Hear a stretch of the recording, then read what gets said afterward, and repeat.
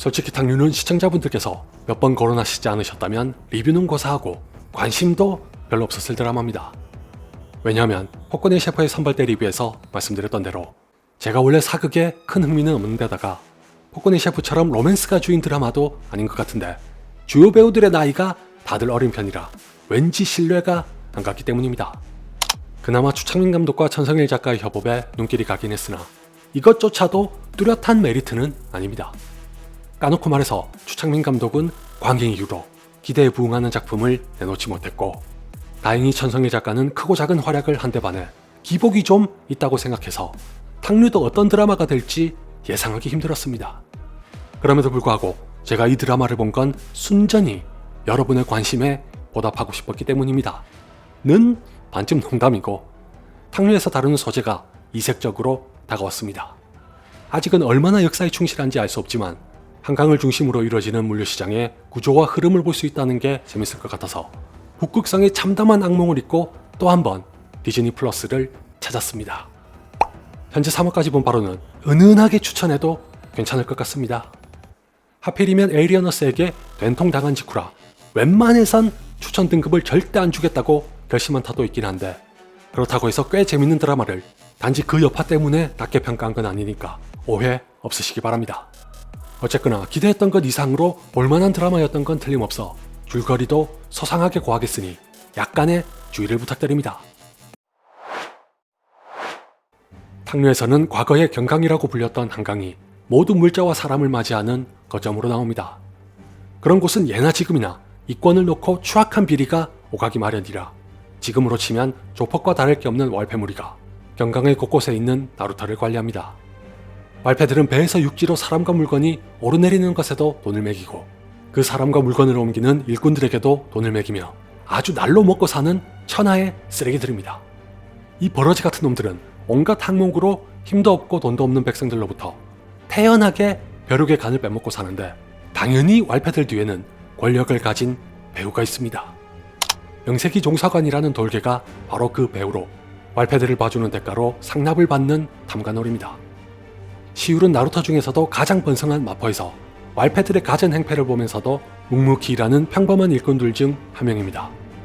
누가 봐도 뭔가 대단한 비밀이나 사연을 간직하고 있는 사람인 건 확실하지만 보기하고 다르게 얌전히 일만 하고 살던 시울은 갈수록 심해지는 왈패들의 행패에 걷잡을 수 없는 분노가 커져갑니다. 한편 네로라는 상단의 가문에서 태어난 최연은 탁월한 장사꾼의 기질을 타고났으나 위로 오빠가 있는 데다가 딸이라는 이유로 가업의 대를 잇기에는 부적합하다는 말을 듣습니다. 용케 이 여건을 뒤집는 계기가 발생한다고 하면 을의 최연이 한 건 제대로 한 덕일 거라고 생각하시겠지만 그냥 곧 죽어도 조정에 들어가겠다는 오빠가 한결같이 가업을 거부하면서 공부에 매달리자 아버지가 마음을 바꿉니다. 이렇게 해서 최연은 행수를 따라다니며 상단의 일을 차례차례 배우다가 아주 골치 아픈 놈들인 왈패무리와도 마주합니다. 알고 보니 이 인간들은 조선을 대표하는 상단인 최은의 가문에도 툭하면 으름장을 놓으며 한 푼이라도 더 뜯어내려고 개수작을 부리기 일쑤입니다. 심지어 상차가 급한데도 제멋대로 순서를 바꿔 최은의 상단이 다급해지는 바람에 거느리고 있던 일꾼들을 동원해 횃불을 들고 자체적으로 물건을 실으려고 하는데 감히 자신들의 허락도 없이 나루터에서 횃불을 들었다는 말도 안 되는 시비를 걸면서 작업을 방해합니다. 아버지를 닮아 대쪽 같은 성격인 최연이 그 꼴을 보고 항의하면서 곱게 물러나지 않자 마포를 관리하는 무덕이 시우를 보내 최은을 처리하라고 합니다. 모종의 이유로 무덕의 말을 들을 수밖에 없는 시울은 결국 최은을 저지하고 최은은 그런 시우를 향해 열심히 사는 사람인 줄 알았더니 남의 피나 빼먹고 사는 버러지였다고 한탄합니다. 사실 며칠 전에 시울과 최은은 불미스러운 일로 잠시 만났던 적이 있습니다.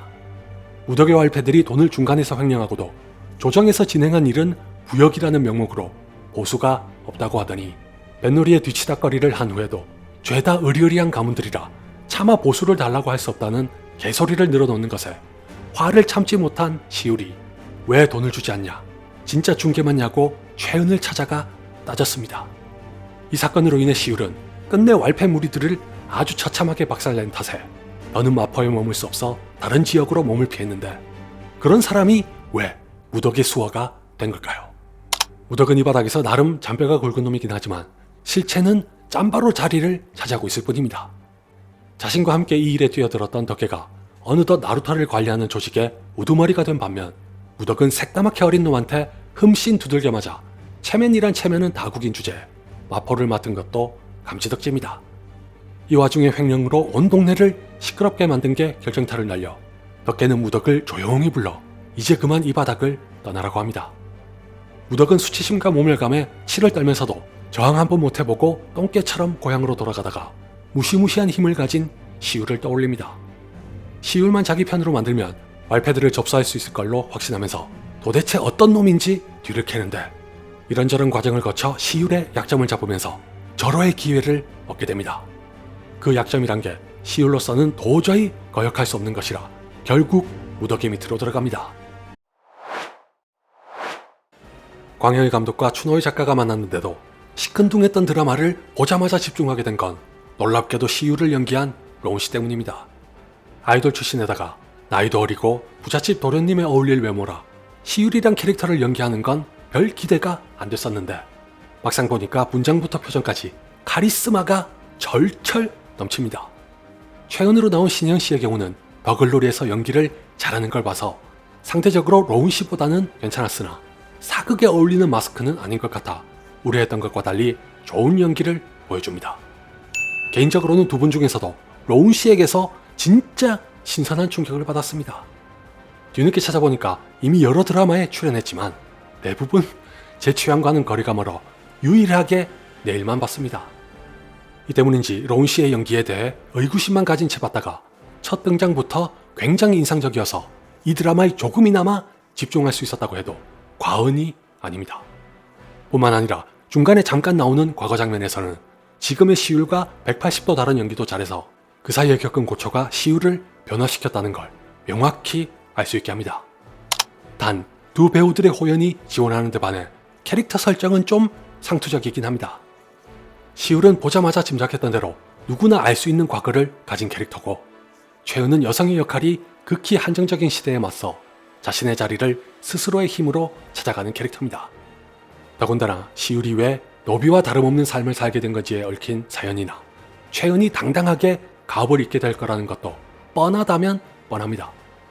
특히 후자의 경우는 다들 아시다시피 몇 년 동안 계속 힘줘서 다루는 소재라 식상해진 것도 사실입니다. 오랜만에 사극으로 돌아온 천상일 작가도 이 문제를 모르는 건 아니었는지 예상 밖의 캐릭터로 약간의 변주를 줍니다. 박재환 씨가 연기한 덕계가 바로 그 예상 밖의 캐릭터입니다. 덕계는 전형적인 강약약강의 캐릭터라 일꾼들에게는 무자비한 폭군이지만 실상 말패들 사이에서는 아무런 힘도 못 쓰는 하룻강아지에 불과합니다.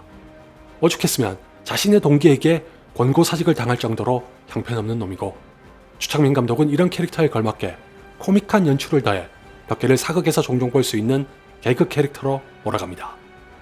물론 박지환 씨도 연기를 워낙 잘하는 배우니까 추창민 감독의 연출에 맞춰 덕계의 이중적인 면모를 탁월하게 그려냅니다.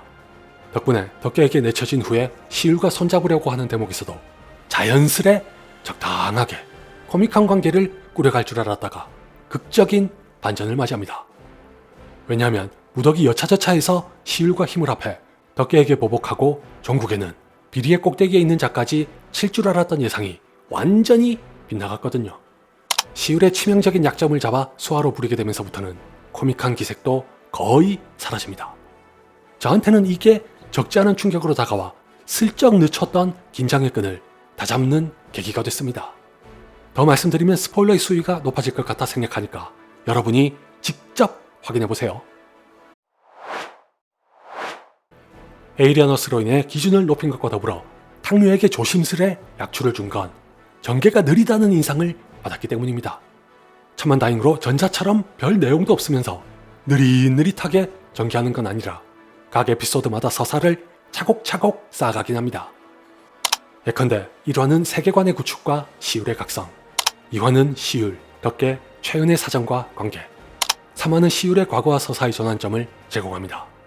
따라서 쓸모없는 에피소드가 시간만 잡아먹는 건 결코 아니지만 앞으로 어떤 이야기가 펼쳐질지 훤히 내다볼 수 있다는 게 걸림돌입니다.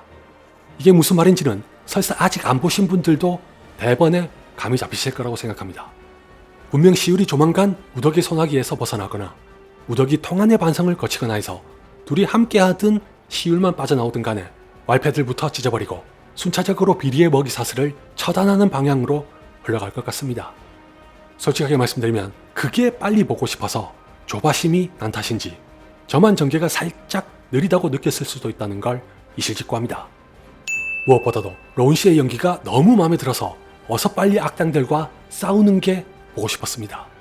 액션 장면이 아예 없었다면 모를까 일찌감치 2화에서 맛만 보라는 듯이 시율의 무력이 어느 정도인지 봤기 때문에 더 많은 싸움을 시원시원하게 보고 싶다는 바람이 생길 수밖에 없습니다.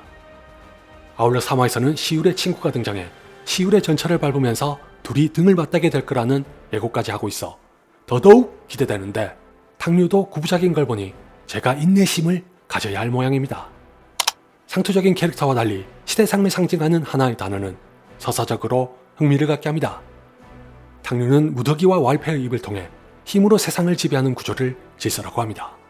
흔히 하는 말로 약육강식이라 백성들은 무더기 같은 관리자에게, 무더기 같은 관리자는 왈패의 우두머리에게, 왈패의 우두머리는 탐관오리에게, 탐관오리는 아직 누군지 알 수 없는 자에게 상납을 하면서 살아갑니다.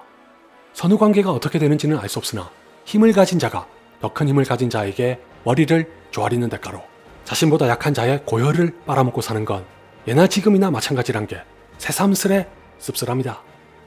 과연 탕류에서는 시율과 최은 그리고 시율의 친구인 정천이 이 질서를 어떻게 정리할지 기대하면서 지켜볼 테니까 제발 이번만큼은 저를 사기꾼으로 만들지 말아주세요.